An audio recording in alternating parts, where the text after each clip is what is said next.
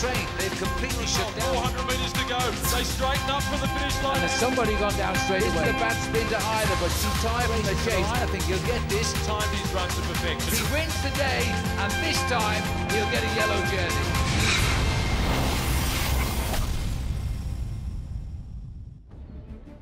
The banks of the Yarra, in the shadows of the Melbourne CBD, played host to the first battle for the yellow jersey in the Jayco Herald Sun Tour. The crowds turned out and the riders delivered, 96 of them in total, but the fastest was a New Zealander. Riding for the Garmin Sharp team, it was Jack Bauer who recorded the best time and will wear the yellow jersey as the riders make their way out to the line for stage one. Geelong plays host to the start. Ballarat is the destination. Will Bauer still be in yellow at the end of the day? It's a long list of riders queuing up behind him to try and steal that jersey away. So after the prologue in Melbourne, the 61st Jayco Herald Sun Tour has found a leader in New Zealand rider Jack Bauer. Well, now the rides moved away from Melbourne down to the city of Geelong now, here on Cunningham Pier, for the start of the first full road race stage, 116 kilometres to the city of Ballarat. Hi everybody, I'm Phil Liggett and welcome back to our coverage here on SBS of the Jayco Herald Sun Tour. Alongside me, Scott McGrory. Scott, the first big test today, we're out on the open road, but look at the weather, it's beautiful. It's beautiful here at the start, isn't it? But I don't expect it to stay this calm out on the open plains on the road to Ballarat. It's only a short stage, 116 kilometres, so I'm actually expecting a lot of action, a lot of nervous riders, and they want to really get stuck into it. I remember 12 months ago, Calvin Watson went on to be the eventual winner of the race, but it was in the first stage early breakaway. So there'll be a lot of riders trying to get up the road today. So for the riders who want to challenge Jack Bauer now, they're going to have to not make any mistakes today, because this is a good stage and it's generally in the same direction, but we do have hills. We do. Glenmore Road, 51 kilometres from the finish. It's a very steep hill that not many of these riders have seen before. It's very narrow and quite steep. I think 16% the maximum gradient, so that's quite nasty. It might be too far from the finish to play a massive role, but it might be able to split the bunch up a little bit, and if there are crosswinds over the top of it, that's when the action may come. Okay, well, let's have a look then how the race may go. Let's talk tactics.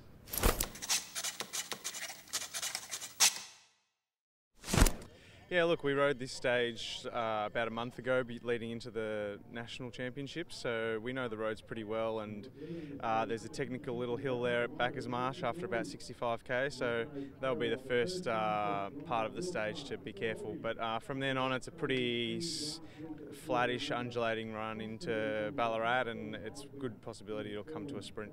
Will the wind be a factor? It will be. The direction will be more of a factor. If at this stage it's looking like it's going to be a direct headwind, hopefully there's a bit of side wind in it and we can make a bit of fun out of it. And then who wins the stage? It depends what it comes down to. If it's a sprint, obviously we got Matty Goss there primed and ready to go. Still, the team's got options for the stage win plus the yellow jersey to defend. How do you take care of business? Yeah, we sure do. We've got 4 options today because we had 4 in the top 10 yesterday. So Bauer came home with the win, so he's in yellow, and it's pretty complicated because it was a tight finish. So there's a lot of people that can challenge, but we've just got to try and keep him at bay today. So the main way would be to win today. This course, a lot of people are probably underestimating how tough it is. Yeah, I think they are. Look, the wind's up, and I think if they only need a little bit of wind to split on these roads, very open. But underestimating maybe the last hour of the race, a lot more difficult than the profile suggests. Yes, it could be an interesting route today. So let's go to Matt Keener as the riders sign in now and learn more about the course. Stage 1, and it gets underway in Geelong, makes its way through to Ballarat, 116 kilometres. Starting by the waterfront, finishing at elevation, it's uphill most of the way. Flat to start with. 65 kilometres in, they come to the first climb of the race. King of the Mountains points up for grabs. This is known as Cut Hill, but it's still some 50 kilometres plus from the finish line in Ballarat. The top of this, there's no descent. It gradually goes up until they get to Sturt Street, where we should see a bunt sprint finish. It's a tough day ahead. One thing's for sure, Scott, if this wind does continue to rise, it'll be across the riders on the most difficult section of the course. So these boys, they'll make a right here and run round the rim of Corio Bay, but then we're heading inland. Well, a couple of kilometres in the neutral section here, just behind the lead vehicle. That is the race director, John Trevorrow, holding the red flag. And Matthew Goss cheekily holding onto the car just to get a free ride at the start. Nathan Haas here, as he also settles down, previous winner of the event. Once the red flag comes in, they're away. It is actually 5.3 kilometres of neutralised riding here. This is routine in world-class cycling, and then the flag is in, and now it's up to them. Well, with the short stage of 116 kilometres, it's certainly not long until the riders do get underway. Tom Hamilton from the Jayco Australia Under-23 team, the first rider to go on the attack, and he was joined here by the Cannondale rider, very young in his first year as a professional cyclist, Alberto Bettiol, and also Nathan Elliott from the African Wildlife Safaris team. Just 20 years of age, Bettiol, and only 13 seconds behind after the prologue time trial. And Hamilton himself is the best placed in this breakaway. He's only 11 seconds off the pace for the Under-23 team. So an interesting move. Now, there may not be too much of a reaction just yet. This is Simon Gerrans here, the Aussie champion, winner of the Santos Tour Down Under, gone back for a word of advice, maybe a check on progress, because the gap is building by this trio up front. Well, typical for a team like Orica Greenwich to send a rider back to the team car just to find out exactly where these three riders do sit in the overall classification, whether they need to take close attention to it or not. We could just see as they rolled past the Koala Country sign here, it was the Garmin Sharp team on the front, taking control of the race. Sign of times, perhaps, because the World Tour Garmin Sharp team are emanating the pace here, but those three riders, their average age, 21 years of age are those three attackers, Elliott, Hamilton and Bettiol, the Italian. They're going to defend at the moment for Jack Bauer. There he is in the yellow jersey, as the gap has gone up now to just on 3 minutes. And they'd be a little bit concerned, but not overly concerned, because they know they have this climb of Cut Hill coming up, as well as a sprint in Anarchy. There's also a fair amount of headwind as well out on the course today, so that'll make it very difficult for a small group of three to get too much of a lead over the main field. A little bit of applause from the roadside there, and you can tell by the pattern of the peloton just at the moment the wind is largely favourable as we slip to the back of the field here. Mitch Docker, now look at this, he's doing his job, what we call the super domestique, taking on the water bottles for the whole of the Orica Green Edge team. Well, Nathan Haas, one of the star riders, former winner of the race overall, he's sitting in the prime position just in front of Jack Bauer as we come to the first intermediate sprint of the day. This is entering Anarchy here now. These are sprint points in the chain reaction sprint competition for the green jersey, and Bettiol has taken that out, the 20-year-old. Hamilton over in second place there, Nathan Elliott, and there is a reaction from the field. There's the latest gap now. They're being told 2 minutes that the race is chasing up behind, so they're coming back a little bit now.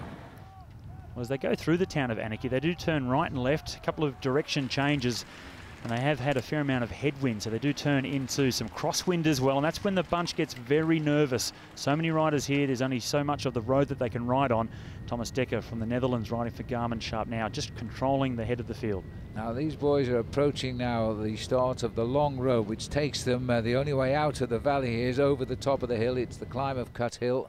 We'll top it out with just 50 kilometres left to race of the 116. And these three riders, that's the sign non-climbers do not want to see. 13 kilometres ahead, very steep climb, unsuitable for big vehicles. And these are the three leaders now as they approach this climb of Cut Hill. Pretty barren countryside this far out, isn't it, Scott? Look, it is, and we've seen this race at Glenmore Road climb in women's races in the past. A lot of the ladies have had to walk up the climb. It's so steep, and this is right here at the very start. There's a little bridge at the start of the climb.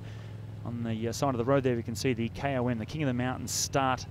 The first section is not too bad. Already one rider going off the road there, trying to make position. 1 kilometre for the leader, so they've got more or less the gap there is about 1¼ kilometres now. These three riders, a little bit of pressure being put on the back here, and it looks as though Nathan Elliott is beginning to struggle here on the back wheel of Hamilton and on Bettiol as they stamp on the bed. A little bit of a shunt to the back of this Patrick Bevan here, who's gone off in that gravel on the narrow roads, and that's always a danger because the riders now are racing for the head of the peloton here to try and get on the narrow approach themselves. A little bit of strength work required here for the Kiwi rider. It was his teammate, Tom Scully, who got second place by a fraction of a second in the prologue last night. He's still up in that big bunch. Taking a while to sort this one out, and time is moving on. Really struggling to get up and going again. You can just see how narrow the road is, and just the edge of the road as well, Phil, how cut it is. But up in front, Thomas Hamilton, young Victorian from Ararat, just putting a little bit of distance into Bettiol as they get towards the top of this first Category 1 climb of this year's race. Well, I think this is a fine show, but Nathan Elliott has finally cracked. This is on the steepest part of the climb now, and Hamilton is pushing on. Not as bad as what I thought. I'd heard some pretty scary stuff, but it was all right. Not as bad as what he thought. Well, he was expecting a steep climb. Look at the chaos being caused here in the peloton, who are now starting the lower slopes of the climb. Well, number 3 there, Matthew Clark. He's a good climber as well, struggling at the back of the field here. Bettiol now getting back up in contact there with Tom Hamilton. A little bit of encouragement for the young Victorian as well. Not too hard for Tom Hamilton, but perhaps it's because he's lost 3.5 kilograms over the last 2 months, so that really has improved his climbing ability. Well, that win over the top there by Hamilton gives him the lead in the King of the Mountains at this early stage, but the bunch are still to climb.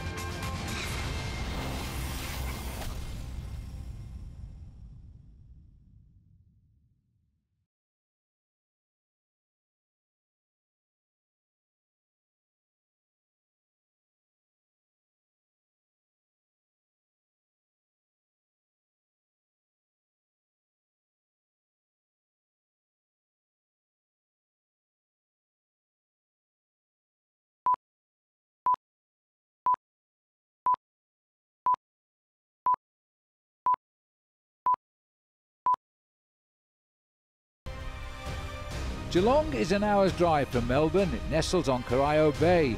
It's a seaside city famous for its stunning waterfront and eye-catching works of art. Geelong is Victoria's second largest city and the gateway to the Bellarine Peninsula, and of course the world-famous Great Ocean Road.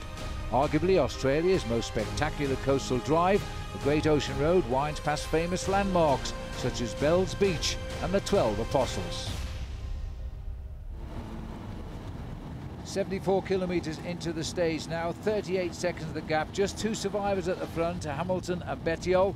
The main pack are trying to cut them back now. Now they need all the help they can get, even when they're not on the bike. And here's Matt Keenan now with more on that.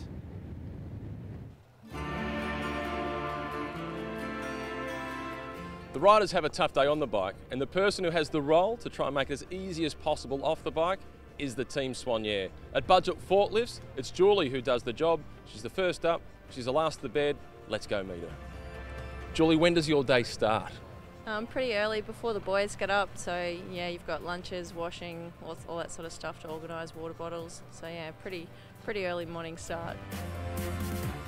It is really just behind the scenes, just making sure the boys are sorted so they've got everything they need so they can concentrate on what they've got to do out there today. A bit like mum to the team. What happens once the race starts for you? Well, I'm actually straight off to beat the guys to the finish. So I'll get to the hotel, throw all the bags and stuff in the foyer, and then head back to the finish line and be there, make sure they've got post-race food and protein and all that sort of stuff. How many massages do you do now? We've got 6 riders, so we actually only do 5 because one of our riders doesn't do massage, never has, so we haven't been able to convert him, but who knows, maybe we'll be able to convert him this tour. So once you've done the massage, what next?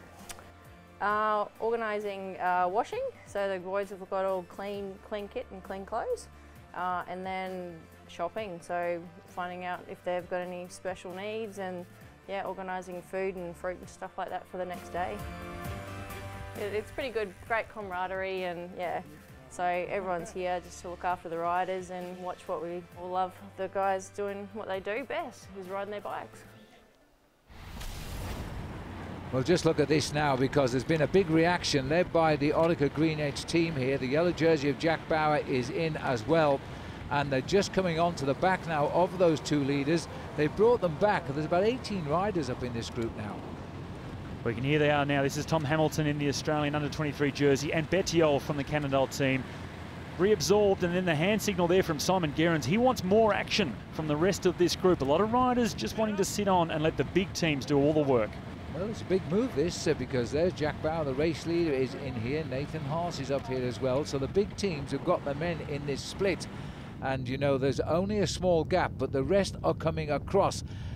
I'm really surprised that Cuthill hasn't done more damage, but I think these boys are going to regroup. Well, there's Calvin Watson, the defending champion, running for the Quarter Mentha Australian national team. He's caught out in the second group, and here we go. Matthew Goss, normally a sprinter, but now driving that breakaway, what we call the breakaway group. 16 riders out here in front. Orica Green Edge really trying to drive it forward, and that's Will Clark. He's right up on the overall standings as well. This is a good move.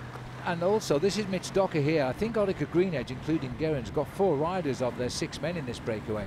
And this might be a little daunting for the rest of the riders in the group. But there is a gap, and there's another climb coming up now, and that'll take us into the last 28 kilometres of the race. They're going to apply the pressure here.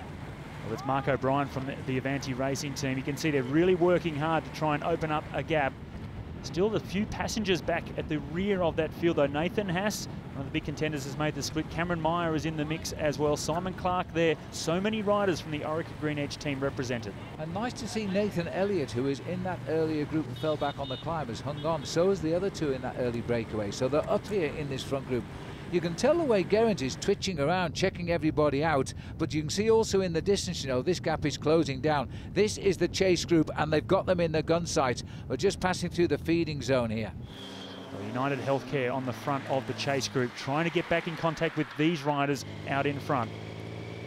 Well, this is Nathan Haas here. He's willing to work, and that's for sure. And on his back wheel is Simon Clark. The hills will hold no fears for him.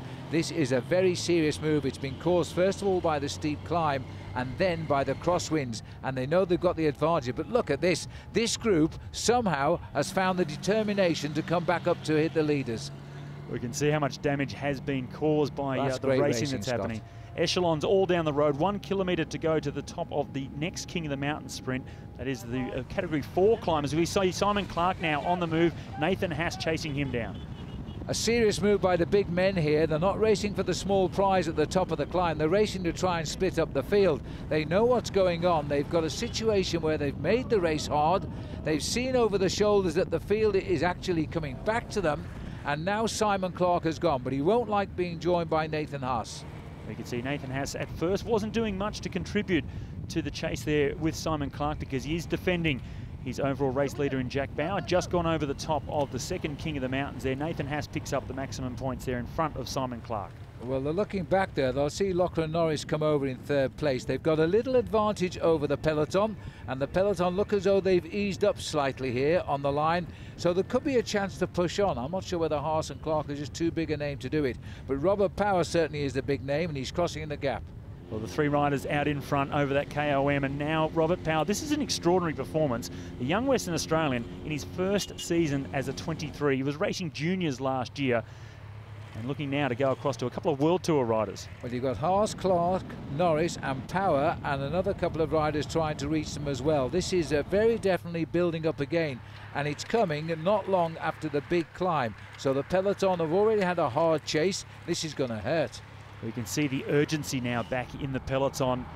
They knew that they could not let a group with such quality riders just drift off the front. They have been reabsorbed back into the main field now, and it's Rowan Dennis from Garmin Sharp deciding to wrestle control back in their favour. Yes, blue skies and blue teammates on the front of Jack Bauer. The yellow jersey is right up there, and Garmin Sharp certainly dictating affairs now. It is a small peloton which has come together at the front. Maybe 45 riders are here, and they're under the escort now, the boys in blue, Garmin Sharp.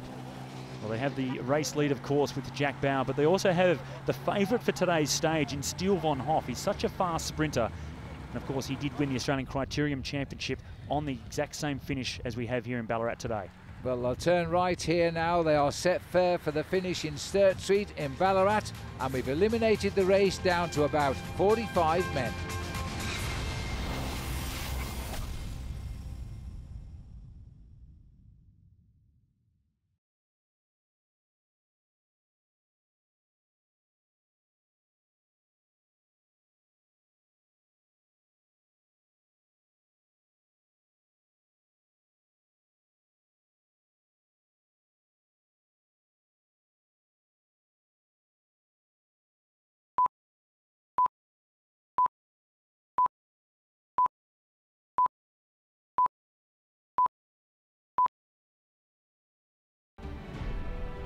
Well, it certainly looks now as though it is going to be a kind of bunch finish, Scott, in Sturt Street, but certainly half of the peloton is missing now and are minutes behind. This is a select group going home. Well, most of the pre-race favourites for the overall classification have made their way into this split. Simon Gerrans is in the mix, Nathan Haas as well. And this is Pat Lane from the Baku team. Young 22-year-old Victorian going on the attack. They're on the run-in now, the approach to the finish in Ballarat.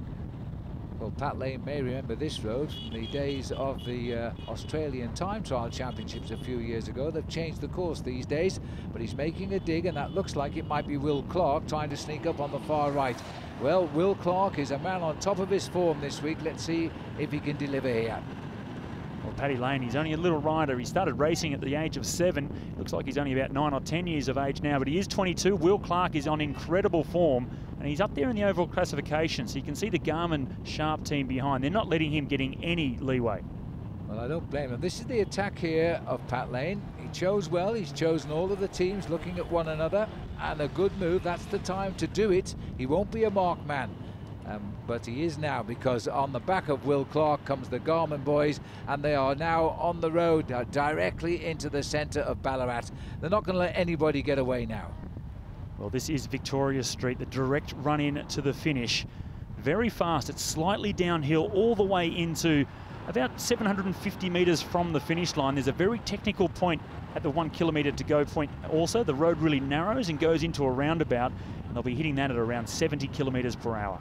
Yes, and it's a sort of finish worth reconnoitring too in Sturt Street, because it kicks up right onto the line. It has to be a perfectly judged finish.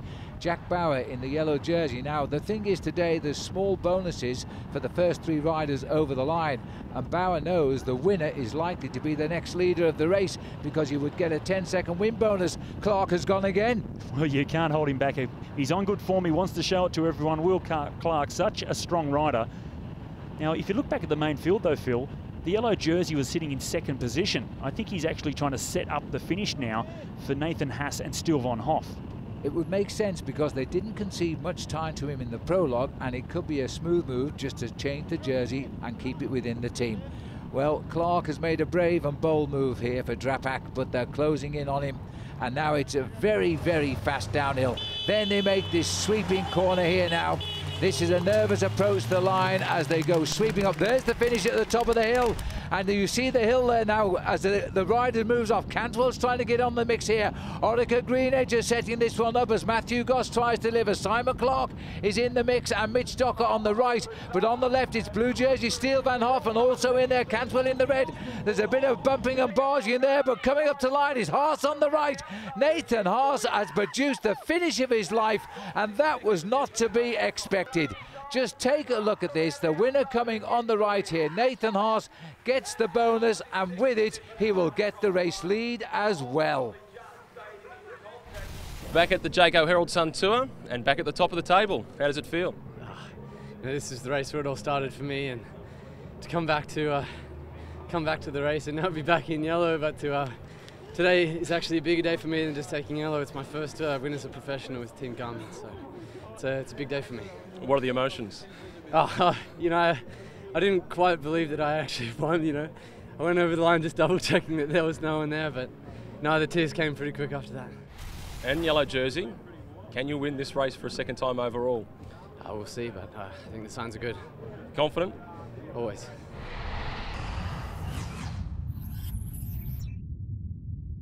Over the steep climb, I forget its name today, but we noticed Greenedge was really trying to control it, and we really felt the wind coming up. So I think as well, Team Avanti had done some team recon, so I noticed they were also pushing up the front. We just knew it was going to be smack down, and it turned to a group of about 20. We rode it for a while, but that wasn't meant to be. But then I think people's legs were pretty tired after that.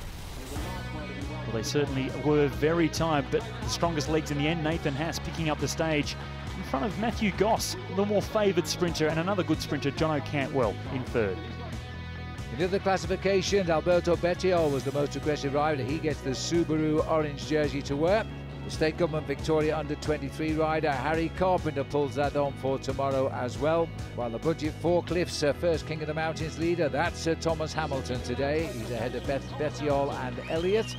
And in the chain reaction points competition, the green jersey worn by Haas himself, although that will be worn by the 2nd place rider Matthew Goss tomorrow, because Haas will be wearing the yellow jersey as the leader of the race. So Garmin Sharp keep the lead. They just put it on a different rider for the next day. So on top of the leaderboard, Nathan Haas from the Garmin Sharp team. In front of his teammate Jack Bauer, 7 seconds is the gap there. Will Clark, after a strong performance, 9 seconds further back. And if you look down to 9th place, a pre-race favourite, Simon Gerrans. Well, the wind was quite cool at the start, but by the time we got here to Sturt Street in Ballarat, boy, the crosswinds caused havoc in that field. Well, Phil, this was supposed to be the short and easy stage of this year's race, and yet almost half the field are now out of contention. So the wind did play a major factor. It's going to make the rest of this race very hard. The guys are already tired now after the first stage. But the expected favourites, they all watched every move. They were always there. Yeah, well, Nathan Haas was the stage winner, and he is one of the big favourites. Simon Clark, Simon Gerrans. Rowan Dennis lost a little bit of time, Nathan Haas's teammate, so that was a surprise for me. But look, the other big favourites for the overall contention, they were all in that lead group. All right, well, tomorrow we go to Scott's hometown of Bendigo. It's a long stage from Ballarat, 165 kilometres. Join us tomorrow and we'll show you what happens. Goodbye for now.